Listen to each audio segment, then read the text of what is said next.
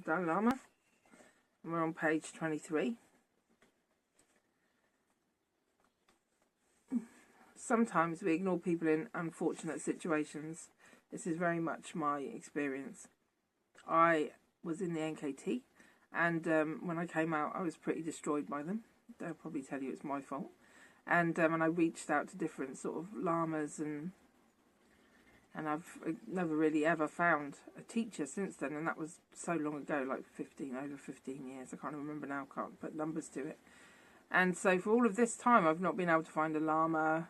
I think the first lama that ever gave me any warmth at all was the Dalai Lama. I had to go and see him to talk about the NKT and my experiences with them. And he has literally the only lama that has ever showed me any warmth at all. So I think if you can get into a situation where you are the untouchable and the the contaminated, where you are perceived to be by society or by a society nothing but a problem, and it can be pretty devastating to you. Although I get it, because people have got enough on without taking on a crying, broken-hearted person. When I travel to India by train, I see poor people and beggars in stations. I see people ignoring them and even bullying them. Tears sometimes come to my eyes. What do I do? I think that we should all develop the right kind of attitude when we come across such unfortunate situations. I also feel that too much attachment is not good. Sometimes I find that my Western friends consider attachment to be something very important. It is as if without attachment their lives would be colourless. I think we have to make a distinction between negative desire or attachment and the positive quality of love that wishes another person's happiness. Attachment is biased. It narrows our minds so that we cannot clearly see the reality of a situation, eventually bringing us unnecessary problems. Like the negative emotions of anger and hatred, attachment is destructive. We should try to maintain a greater sense of equanimity. This doesn't mean that we should have no feelings or be totally indifferent. We can recognise that one thing is good and another is bad, and we should then work to get rid of the bad and possess or increase the good.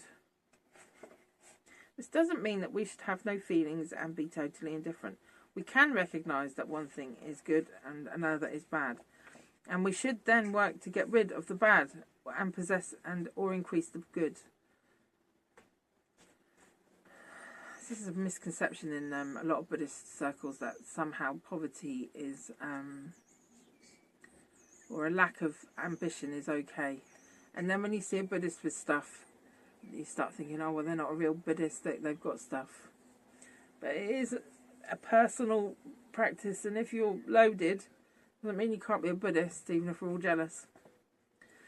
There is a Buddhist practice in which one imagines giving joy and the source of all joy to other people, thereby removing all their suffering. Though, of course, we cannot change the situation.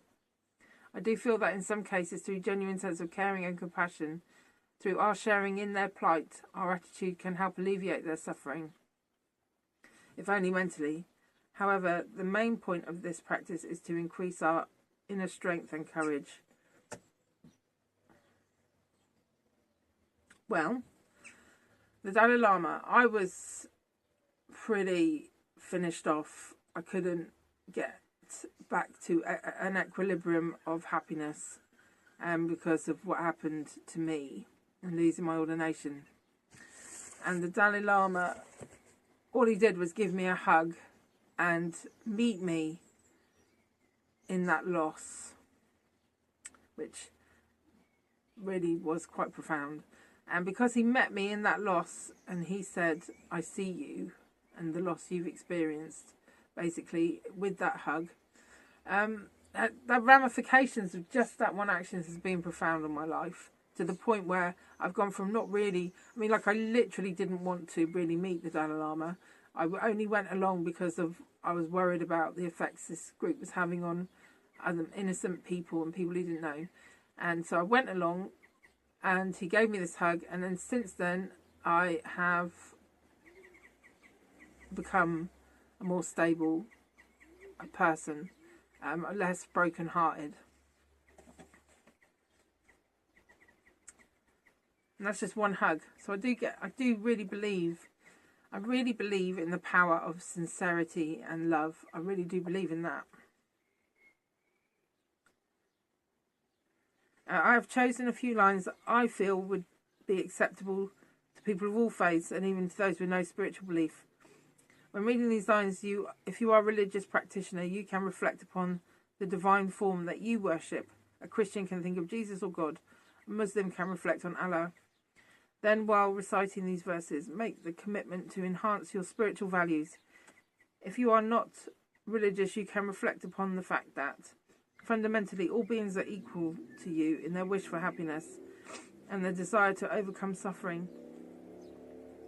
Recognizing this, you make a pledge to develop a good heart. It is most important that we have a warm heart. As long as we are part of the human society, it is important to be a kind and warm-hearted person. May the poor find wealth, those weak with sorrow find joy. May the forlorn find new hope, constant happiness and prosperity. May the frightened cease to be afraid, and those bound be free. May the weak find power, and may their hearts join in friendship.